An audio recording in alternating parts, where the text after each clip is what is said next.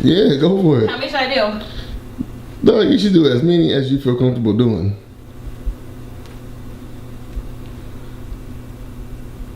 You gonna knock him out? Huh? Leg up. Oh, with the one leg? All right. Nice. Oh, let me do some my front pose. Oh my God, I'm done.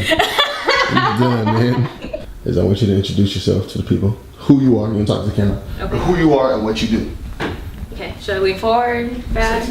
Just, no kidding. It's however you want to do it, man. Okay. Hi, I'm Brittany Love, and I eat, breathe, sleep, fitness. See, there you go. That's cool. That's solid. So, we've kind of touched on this before, as far as like, you know, your progress and where you've come from in your fitness journey. What was the turning point for you? Like, what was that switch that was like, I need to dedicate myself to this? Okay, wait a second.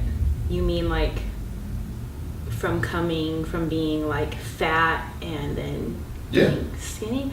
My turning point was just not being active. I've always been an athlete, like growing up in high school. I've grown up with nothing but boys, brothers, cousins, and graduating from high school and getting into a relationship and not being active or just physically fit just kind of took a roll on me, and I went through, you know, a terrible time of my life, and that really turned it around. And fitness, going to the gym, was my outlet from everything else happening outside of the gym. We talked about you recently not competing anymore. You know, like the decision that you came to and doing that. Yeah. And obviously, I'm pretty sure weighed heavily on you to not do it anymore. You know, what was it like even just getting prepared to do Emerald last year? What was that preparation like? How many months did you spend doing that?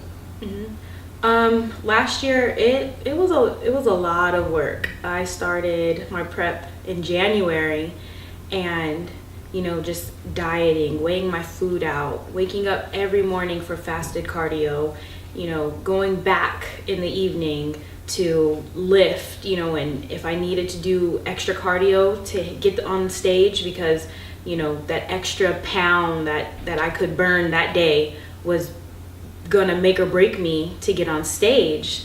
You know, everything, just monitoring everything I put in my mouth.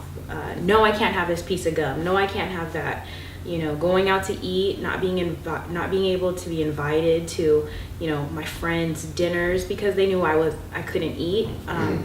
It was hard. It was very difficult because, you know, there's more to life than competing and getting on a stage. You know, I still had, you know, a family who I was like neglecting. I had friends, I had, you know, relationships. My work productivity like suffered severely because I wanted to make it to the stage so bad, and I wanted to prove that not only to myself but to everyone around me that anyone could do it if you dedicate yourself to it. And then what was the Emerald experience like? Oh, it was amazing. It was so much fun, you know, to be around all these other athletes who put in just as much, you know, work, time, and commitment that I did. It was awesome, you know, to see all these athletes just around you, you know, and we're all competing against each other. To me, it wasn't a competition at that point. You know, leading up to it, while I was suffering and I was hungry and I was dieting, oh my goodness, I can't even tell you about the diet, you know, dieting, just mentally losing my mind because I was carb depleted, smelling brownies, smelling food I wanted so bad, and just I'm like, nope, I can't do it. I want to make it to the stage. I'm going up against, you know, 12, 15 different girls. I'm going to beat them. Seeing them, you know, I was like, you know, you are amazing. Like, you put in the work like I did, you know, like, hi, like, sister, you know, give me a hug. I want a hug, you know, and I I have really built some awesome relationships from that. So I do want to ask you, without being too specific, Okay. because I don't know your comfortability talking about, past and shit like that. No, But we could do it. But you've overcome a lot, obviously. You know what I mean? Yeah. I think a lot more than most people would know. Yeah. You know what I mean? And I think, again, you've triumphed, is what I would say, because you're here and you have a smile on your face, and we're talking about your overall health, physical, mental, spiritual. What would you say you use as your motivation to continue to push? My motivation to continue to go on would be to never wanting to be who I was before. Not that I was a bad person, but the mental state I was in. I was depressed for so long, and I don't ever want to go back there. I've found happiness, and people look to me to be happy, and I look to myself to be happy, and that alone is my motivation to continue on, to make someone else smile. That makes me happy, it's fulfilling. So that would be my biggest motivation. Okay.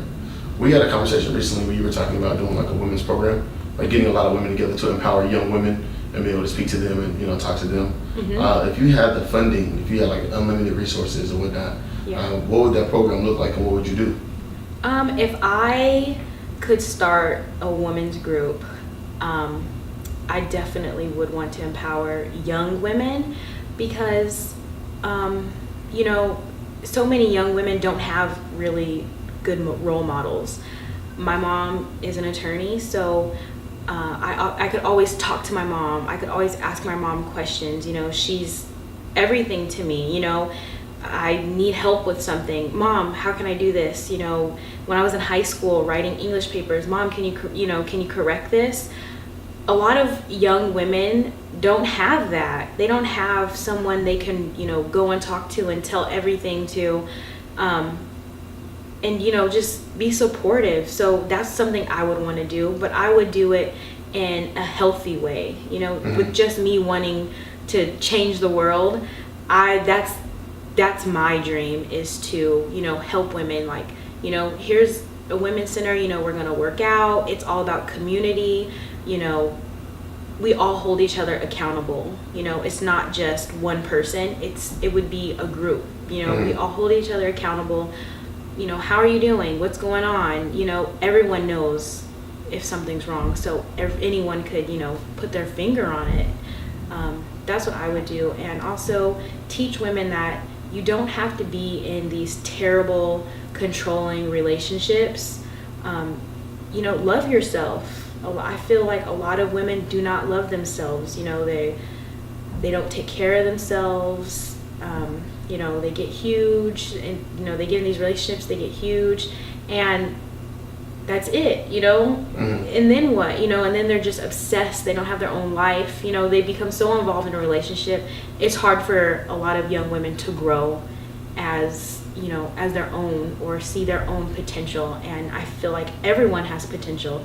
It could be, painting. It could be, dancing. It could be anything. Teaching, whatever you want to be. I feel like everyone should be given a chance, especially young women, and a healthy chance, and a healthy lifestyle.